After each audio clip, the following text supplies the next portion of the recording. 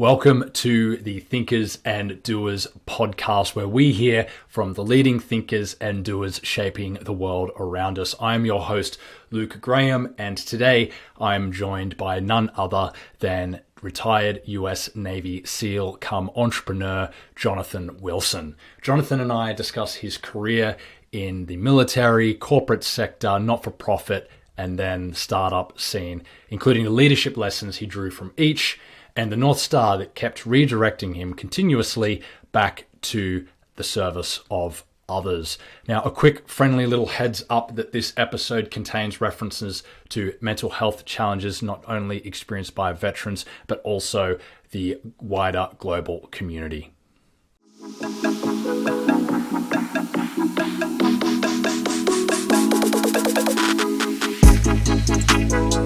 All right, you haven't met many like this before. Today, I have the privilege of being joined by Jonathan Wilson, who has a CV that boasts some pretty impressive names. We have the US Navy SEALs, we have Goldman, we have universities as to the likes of Harvard and Oxford, also the SEAL Future Foundation, and most recently, INVI Mindhealth, a recent startup of Jonathan's and his team's over in the US. So today I want to be able to talk to Jonathan about the leadership experiences he's had from one context to the other, what sort of adaptation that's required, and of course the journey that he's been on for that style of his to develop. So Jonathan, thanks again for joining me. I really appreciate it.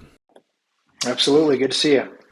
So one thing I wanted to kick off with you on is the earlier sort of stage of this journey you've been on, the Navy question. And obviously the two of us, both ex-Navy, two very, very different experiences, two different countries, fortunately allies, but two very different sections of the Navy, myself engineering and yours special forces. What kind of led you, I guess, first into the Navy, and then secondly, to double down on that and get yourself into the special forces?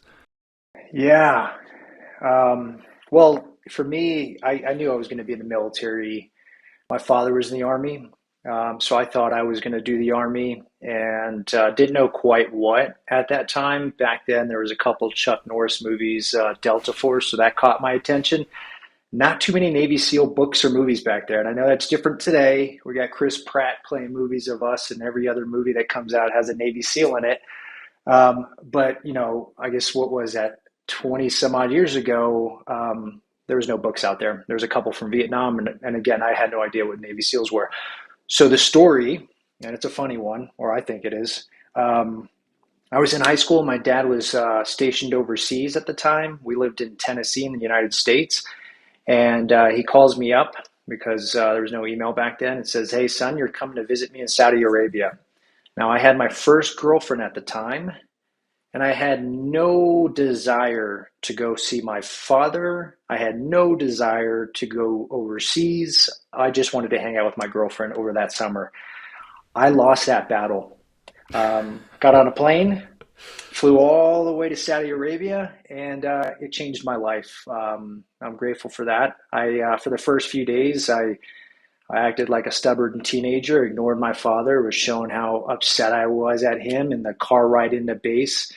He was introducing me to everybody, and I just played the game. But I wanted him to know I didn't want to be there. On the third day, we drove in, and the gate that we had passed 2 days before was closing. And as it was closing, I got a glimpse of a bunch of men that were in pretty darn good shape, no shirts, long beards. I turned to my dad. I was like, "Dad, who are those guys?" He goes, "Those are the Navy SEALs." I was like, "What the heck is a Navy SEAL?" And the rest is really history. He introduced me to that team. It was SEAL Team 5. Again, I was a teenager. I was a freshman in high school. Those SEAL team members took me under their wing. They let me hang out. They let me ask questions. And the rest, again, was history. So that's how it all happened. I tell people it wasn't because, these men were in short shorts or no shirts. That's not the reason why. It really was the culture. It was really unique to see how professional these men were, how dedicated they were, cleaning their weapons, working out. They were just some of the most, despite the beards and the tattoos, they were just some of the most dedicated individuals I've ever met. Right. And so it was a journey straight out of high school then for you, from there for enlisting or not So enlisting, sorry. yeah, so this journey is I have a tendency to make some big goals, and where I struggle is seeing the path to get there. I'll get there. It's just not the path that I thought I was going to get there. So to answer your question, I got recruited to play football. I went to the Naval Academy Prep School. I went to the Naval Academy, and as mentioned, I was from university or from Tennessee, and all my friends went to University of Tennessee. So one break in between, I think, plebe year and my sophomore year, I was back home hanging out with my friends at UT, and they look at me and it's like, John, you can't come to the bars with us because you don't have a fake ID. Do you want a fake ID? It was like, was that a rhetorical question? Absolutely, I want a fake ID card. Luke, I had that fake ID card for less than 2 weeks. When I went back to campus, I got caught with the fake ID card at the Naval Academy. And as we know, the military has a very strict policy. It's called the Oh Honor yeah. Code at the Naval Academy. At the Naval Academy, my career at the Naval Academy ended almost instantaneously after I was caught. And then the pathway to the Navy was, to your point, it was I went into the Navy direct, finished my college, and then went into the Navy direct afterwards. Yeah, right, right. And then diving straight into the SEALs from there, or did you give seamanship school a bit of time, or what? Yeah, I was lucky enough to hit the minimum requirements, and I barely hit the minimum requirements from a physical fitness standpoint. I look back now, and the scores were, I don't know how I barely passed, but it was 42 push-ups. I think it was 42 sit-ups, six pull-ups, and like a 1.5 mile run. And what we've done since then, and I mean, yeah, I mean, you know this, those scores were just abysmal, and I barely passed. So since I barely passed, I was given the opportunity to go into SEAL training direct, and that's what I did do. And I quickly realized those scores are the bare minimum. And in short order, the SEAL program got me to a spot where I was doing a lot more than 42 push-ups and Yeah, 42 I was going to sit-ups. say a nice little rude awakening for you Yeah, at the dive school or the SEAL that's school. right. That's right. Yeah, right, right. Okay, so you could almost say being thrown really heavily into the deep end coming from uni or college in the Yep. US, go in SEAL training. Around about that time, things are getting pretty serious. US leading operations in the Middle East, international coalition, the likes of the UK, Australia, and many other countries being involved there. You're deploying to these sorts of places. You're deploying all over the world, from my recollection. Yep. Not just that, but being a SEAL on its own is as many people know, one of the greatest feats in the military broadly. But more specifically, you were an officer in the Navy SEALs, which is has the added requirement of being the person who is in charge. So not only are you being thrown so heavily in the deep end with all of this physical fitness stuff, but there's a war taking place, and you're in a leadership role with this. So there had to have been some pretty early stage shifts in mentality when it came to the way that you were learning to manage people. Maybe some were older than you, some perhaps oftentimes are more experienced. That will often happen with a junior officer, where some of their more senior non-commissioned officers have been around the sticks for quite a lot longer. What was that experience like for yourself? Yeah. So one correction there. So I ended up coming direct in. So I was enlisted. Oh, enlisted Yeah. first, Yeah. right? And then that experience in the SEAL teams is unique in the sense that majority of the SEAL team members have college degrees. So there's only a few billets to get in. And after my abysmal start with the Naval Academy, it was there was a long shot. In fact, it was probably next to nothing for me to go in direct as an officer. So I think there's only 10 billets a year, maybe a little bit more, where officers come in, and majority of the community is enlisted. With that being said, I would say on the team, there's one team leader or platoon leader as an officer, and then the rest are run by the enlisted men. So the chief, you have the leading petty officer, but really it comes down to team leaders. And honestly, through my experience in the Navy, it ended up being 16 total years. Some of the best leadership experiences that I had, um, being a team leader and being in charge of a small team. Now it grew from there, as you know, and I ended up leading, huge deployment teams in the tune of 60 plus. But the most, I guess, lessons learned that I had were those early stages running a small 4 to 6 person team in those areas that you mentioned, Iraq, Afghanistan, in that ambiguous environment, in that chaotic environment, trying to coordinate with other team leaders and make sure we're reporting up to the command. So just wanted to call that out. Mm, Um, yeah. so, I'll touch on a few things. When we showed up, and course correct me, Luke, whenever you want, just interrupt. Yeah, no worries. When we showed up, we there was a bit of a cockiness because we were special forces, we were the SEALs, and we walked into Iraq at the time. To your point, um, really overly confident.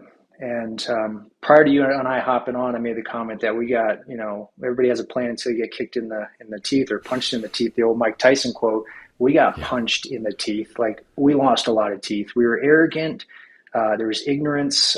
We had some good tactics, but they were for the wrong era. They were Vietnam tactics. And what we quickly realized is this is a level playing field. Yes, we have technology, but this is their backyard.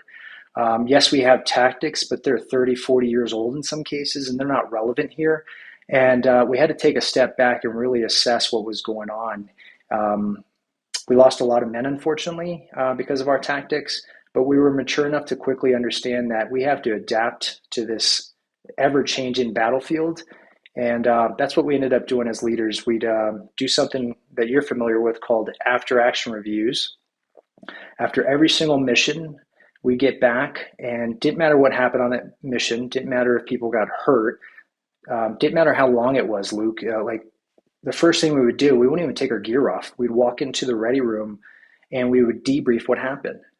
What did we say we were going to do? What actually happened? Is that a better way of doing business or is it not? If it is, let's train and see if it really is. Let's test it and maybe we incorporate it into our new tactics. And that's what we did. And that's how we constantly evolved. That's how we constantly optimized this machine that we were. So let me stop there, see if that, if there's any points or Yeah, comments you have yeah, to that. that's great. Yeah, yeah. So a lot of iterative learning then, an iterative learning process. And I mean, I guess aside from the nature of the work that we did and the timings, another key difference is the length of time as well. So 16 years for you, 6 for me. Bit of a contrast. Um, but obviously a lot changed over that period of time. So you said, early stage, a lot of hard lessons coming in, cocky from training from a previous major war being Vietnam, and how that iterated over time. What did it look like if you were to say sort of like the beginning versus the end result from your early versus late career? How did your environment change within the organization? How did you kind of change? Yeah. Well, I think technology, a lot of the technology we use today were developed because of the war, right? Everything that we're using, war forces us to evolve and adapt. And I think a lot of the technology, which is obvious, is there was a lot of changes. I think about the vehicles that we initially drove in were Humvees, unarmored Humvees, and the enemy adapts to that. And unfortunately, they were using IEDs, basic IEDs initially. So then we would armor the bottom, and then they would put IEDs in the quay walls and direct those projectiles. So then we would armor the sides, and then they were at a point where they got so sophisticated that they could just overcome any armor on a Humvee. So that's where all these new vehicles started coming into place. I remember one of the we had a multi-million-dollar vehicle called a Riva, and it was armored almost on every part except the top. Well, if you spend time in any country, but in Iraq specifically, there's bridges everywhere, and all it took was the enemy to just have a parachute grenade and start dropping, ordnance from above, and it was just like we have a multi-million-dollar vehicle that was just defeated in a matter of like probably 20 minutes of a group sitting around saying, "How do we defeat this? Oh, they're not armored on the top. Let's drop bombs from the bridge." So those are some of the technologies that evolved as leaders. I think the process and just having repetition. So, a lot of us, again, came in thinking we've gone through the same training. I didn't truly understand in the SEALs or even afterwards how important it was to have those repetitions under your belt, like Goldman Sachs and others. It's just the experience is so invaluable.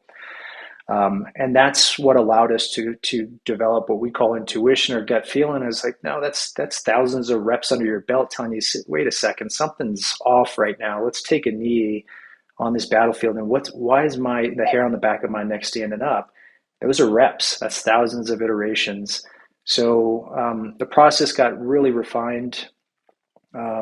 We got really good through those after actions of identifying what was working and what wasn't, creating systems, creating checklists, and then in the noise and in the chaos that war is, we need to keep it simple. And checklists were a way for us to make sure we did everything that we intended to on that mission, when the bombs were going off, when people were getting shot at. So we went really back to the basics in that idea. And all those checklists, processes, systems are is what changed and evolved to answer your question, and allowed us to be a better fighting force.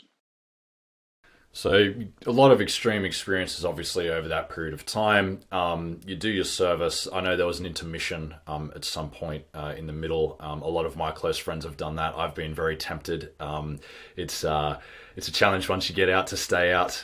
Some people say institutionalization. There's a word in Australia that's called chari, which is just that you love it so much that you need to be back. And some of my friends loved it too much that they couldn't have enough, and they're still there to this day.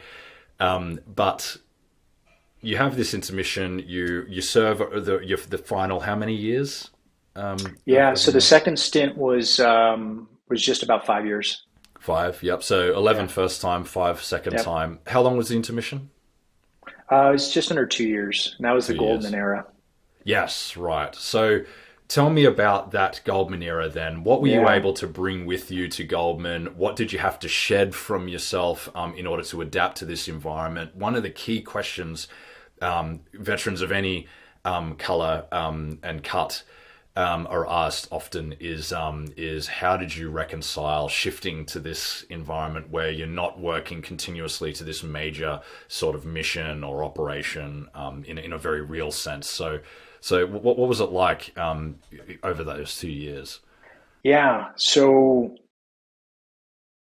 for the veterans on this that are going to listen to this, I'm not sure how many will. I think for me, I'll speak to myself. It was the hardest thing I've ever done. So it wasn't war, it wasn't SEAL training, it wasn't staying up a week in Hell Week, it wasn't, unfortunately losing friends, going to memorials, Arlington. It wasn't any of that, Luke. It was losing my sense of identity and trying to fill a void that I realize now can never be filled, right? Once you come to that realization, is like, there's nothing like what we did.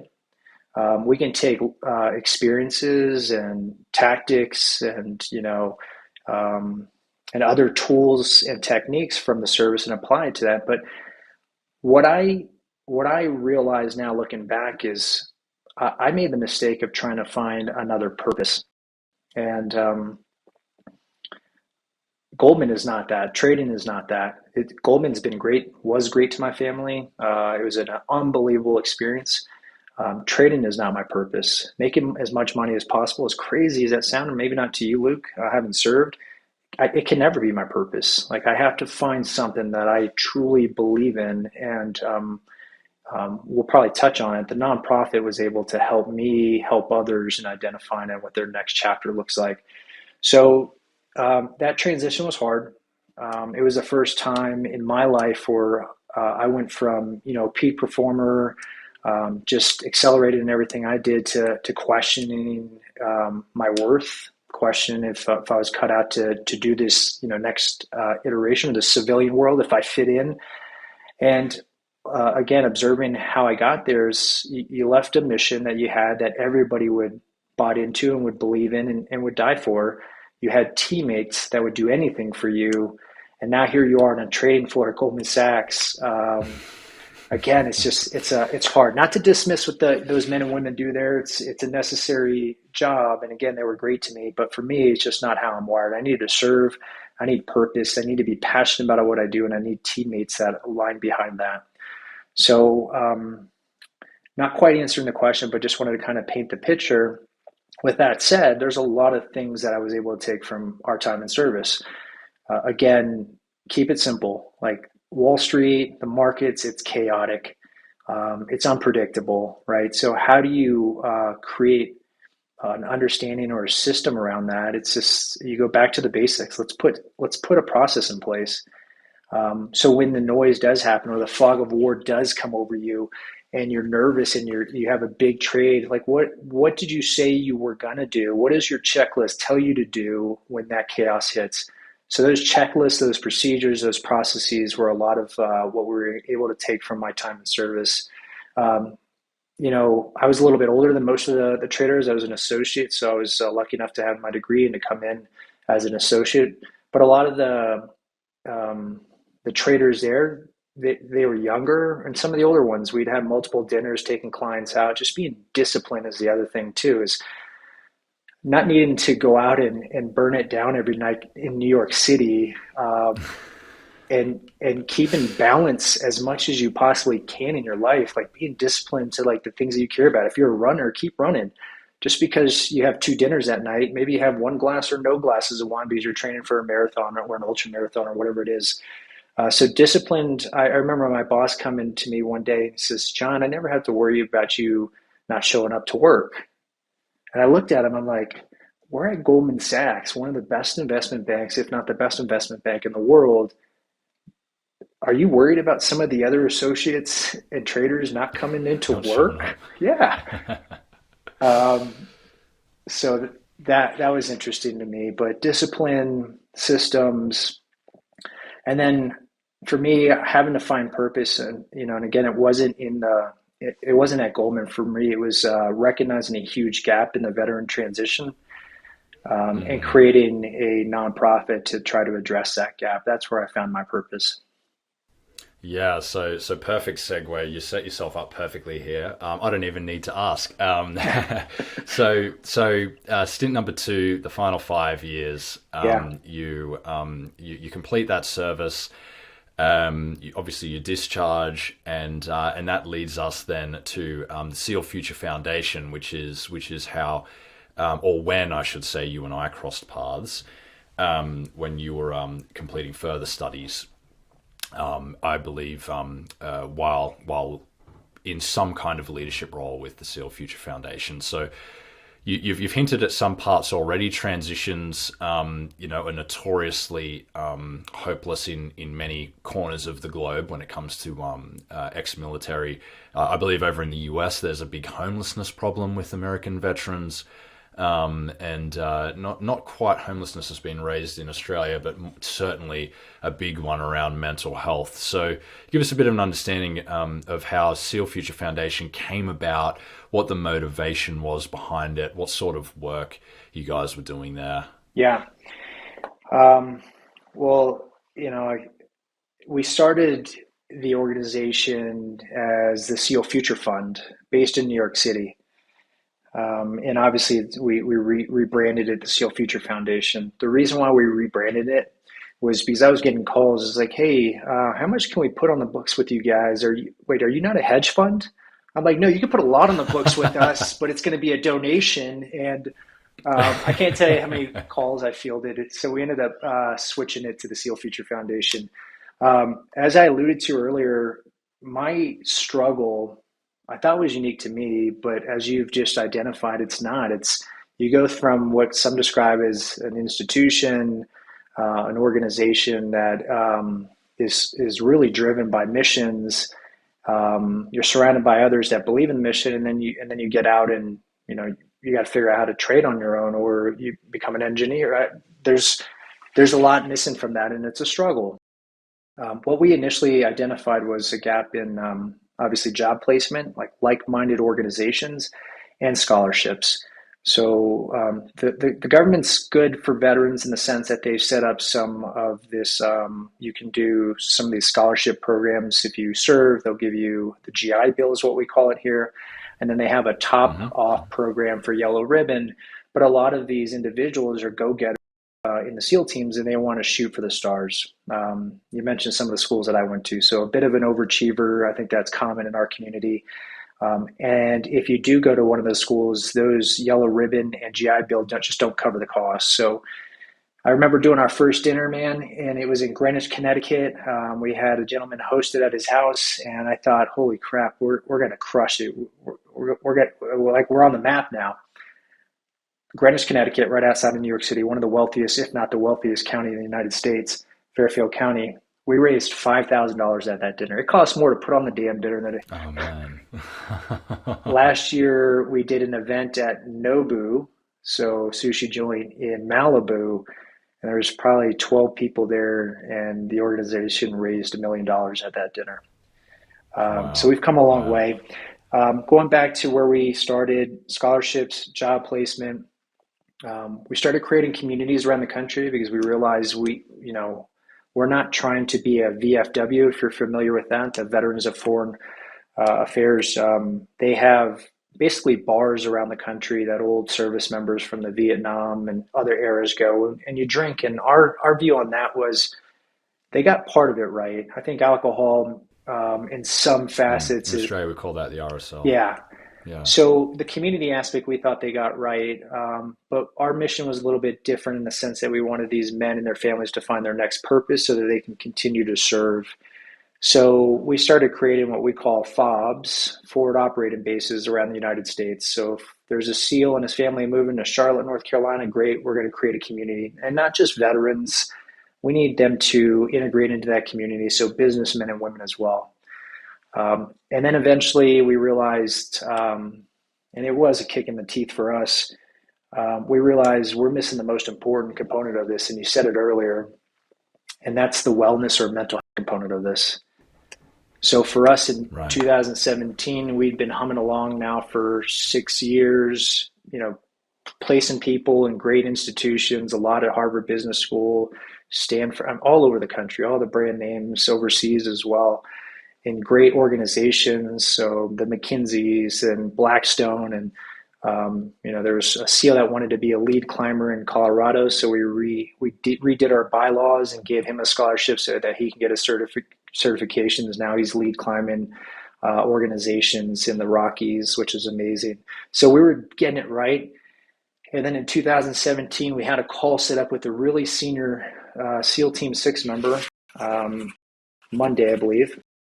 And the night before, he FaceTimed his wife and shot himself. Man. And that for us, I mean, that was tough. So I don't know Yeah. if I share this with you, man, but that was the first of many. So 16 years of combat, Iraq multiple times, Afghanistan. I've lost a lot of brothers. We've lost more SEALs now to suicide than we have to war. And he was the Combat. first. Man.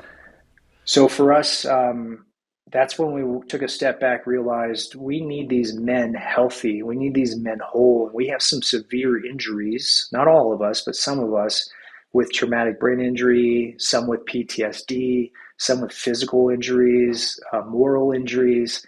What are the tools out there? And, what are some of the novel treatments that we can explore as well? Because we wanted to really provide best in class. So the organization of the SEAL Future Foundation threw wearables on everybody to monitor their biometrics. We had 2,000 Navy SEALs on a dashboard, and we can quickly identify who is struggling from a biometric standpoint and intervene. Are Right. you trending up, or are you trending down through, poor sleep, through heart rate variability, through heart rate escalation? We can quickly tell when somebody was awry. The other thing we could do is we can measure the impact that solutions or treatment, be it SSRIs or traditional therapies we're having on you, talk therapies. We measured everything, and we were able to see, Luke, what Right. was working for that individual and what wasn't. And that, honestly, we've been doing it now that was 2017, so we've been at it for a while. We have a medical advisory board. We've explored everything along the lines of, as far as psychedelics as well. We've done research with universities and the impact it has with people with PTSD, all the while, again, collecting all the biometrics. So that's what the organization does. And to your point, I ran it for 10 years. I gave it everything I had. And I thought in my head, like in the military, it was time to turn over to leadership and get fresh leaders, fresh perspectives. So last year, I stepped down as the CEO, stayed on the board for a while. Now I am, I guess they call me the emeritus board member. So just to give a shout out to the founder. I love it. Yeah. Yeah. So I got to say then, and this is something that really impressed me with you when we met, is you know, and I would put myself in the category of the point that the military, generally speaking, can attract some hard nosed characters, some stubborn characters, right, and some ambitious characters. So it's I wouldn't say surprising, given that we know each other, but I would say quite impressive that you managed to hand the baton on after 10 years rather than squeezing, identifying that perhaps there was a new era for the SEAL Future Foundation, and of course that then leads you into INVI Mindhealth, your current project, which has been, I know you've been working on for a number of years now, and is, I guess, in quite a few ways related to what you were doing at the SEAL Future Foundation. So you started tinkering with this project, I believe, while you were studying your exec MBA at Oxford. Did you have the inspiration beforehand? Did it come to you while you were there? What was the process of coming up with the idea, identifying the sorts of talent that you needed, and making that next pivot now into the kind of startup world? So you've done military, multinational, not-for-profit, and now startup. Yeah, it's a great question. It's such a fascinating process that we've gone through. So I started this. It was the SEAL Future Foundation that was the catalyst for this. It was me personally, and I don't think I've shared this with you. Is a little more color to the Goldman era. I did it. Like everybody said, Johnny, you did it. Like congratulations, you're successful. Then why the hell do I feel this way? Then why, for the first time in my Right. life, am I depressed despite having a family that adores me and loves me and living in Fairfield County, Connecticut, with a massive home and the ability to take vacations? Like, why do I feel this way? Um, and I shared that we did some research with psychedelics. I'm going to get completely authentic here with you. Um, I get the pups in the background. That's life. I don't know if you heard them. For sure. Mine's hiding Yeah. somewhere. So for me, it was, for the first time being depressed, for the first time being anxious, like looking back now, realizing I was super hyper vigilant, taking the train into the city, like back in a corner, like always constantly scanning, looking for the next threat. I didn't know what was going on. It was just my Mm, normal behavior after a decade plus of service, after a decade of plus of this keeping me alive. I was doing it in New York City, right? Like I was doing it on a right. subway. Sitting with your back to the Yeah, wall in the restaurants and things 100%. like that, Always, right? That's one of hey, the, we can, always find the veterans with their yep, back to the we can wall. seat you here. It's like, actually, I want that seat all the way over there in that corner so I can see everything. Um, Yeah. and it got to a point where um, I left. I left my family, got an apartment not too far away, like moved in by myself, and still depressed, angry, tried to seek help through the VA system. And unfortunately, it's a monster system, the Veteran Affairs system, and it's really hard to Mm, get the appropriate support. And the story there is I tried to find parking for an hour, dude. It was so packed, I couldn't find. And when wow. I showed up, I was only 15 minutes late. I gave myself ample time to be early because our mantra, if you're early, you're on time. Well, I was only a Yeah. few minutes 15 minutes late earlier. after looking for parking for an hour. And when I got in, I got scolded by the administrative lady. And now, and oh, by the way, I'm not in a good mental state right now because I don't know what's going on, and you're scolding me. It's like this is so. I left there immediately and never went back. For me, what saved my life, dude, was being able to see the data to be able to see my Right. biometrics and say, wait a second, I got the equation in front of me. Let's change parts of that equation. And that's what I did. I started tinkering, like, I was prescribed medicine. Is this doing good or is it doing bad for me? It's actually doing bad for my physiology. This isn't working. Talk therapy, that's definitely not fucking working for me, man. This guy, it just wasn't. What ended up doing it for me was psychedelics, man. I ended up doing psychedelics. My biometrics went through the roof. My heart rate variability tripled. My sleep, that was probably the Right. biggest issue that I had, was just horrible sleep. Went from 10 minutes of deep and REM sleep, but I could see it now. It went to 2 hours apiece. And I quickly realized we're onto something. So that again was, a little more authentic on how we got to the indie idea, but also not just seeing my scores, seeing the impact that all the other guys were having when we were supporting them in their treatments, understanding where they were at, understanding the different solutions that they were trying out and how that impacted them. So Envy was birthed out of that. For me, I say, it's not just a veteran first responders tool. I honestly think the world is challenged with their mental health resources and tools, and I think this could fill a huge gap if we get it right. I call it an obligation. So I did go back to school. We worked on it for 2+ years in the Mm. program, and James Smith is who's in the program with us, is a partner to me now. We also have some folks that were at the nonprofit that are supporting me, and what we ended up doing was creating it's a data and analytics company, but the user interface is through an app. So we have an app in an MVP stage after a few years. We just launched our MVP last month. We're beta testing that right now.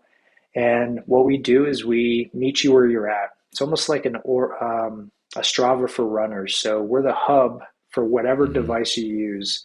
You have an Oura ring, great. A Garmin, great. A Whoop, an Apple Watch. We have APIs to 70% of the different wearables. We pull the biometric information from that.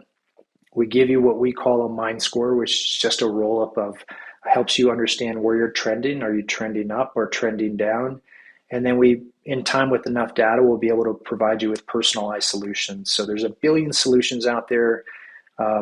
We want to test those solutions with you and then understand what works best for Luke when he's in the shitter. Is it this or is it that? We're going to know right away. Don't waste your time with this, Luke. It's not a pill. It's not talk therapy. It's actually what you need to do is meditation.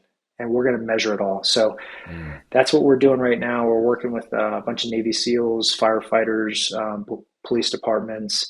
My dream is to get this in the hands of our children, like adolescents, with the amount of pressure they have in school systems, the cyberbullying that takes place, just having a good understanding with them Mm. along with their peers of how they're doing, I think can prevent massive amounts of suicides, not just in that demographic, but others as well.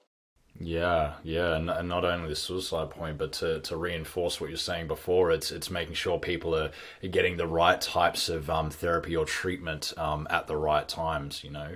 It's I was only saying this to someone the other day. I forget where I heard this, but it fascinates me that even on a nutritional level, say, which I know isn't like the absolute center of what you guys are working on, but even on the nutrition level, we know more about our solar system than we do about our own gut, and the way our own brain functions, going to probably a more relevant part of what you guys are doing at INVI Mindhealth.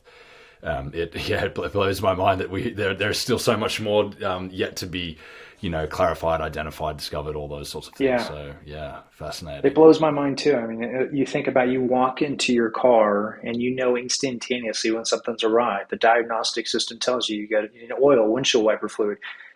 And we have all this Mm. technology at our hands, and yet we have really no true understanding of what's going on internally and the impact that everyday We interfaces should do. probably stay on brand, Yeah, Jonathan, and say warship, not car. yeah, yeah, You get into your yeah. warship and you Well, here check the main propulsion systems, the auxiliary systems. I'm terrified of ships, dude. So another hilarious story. I've been on a ship twice.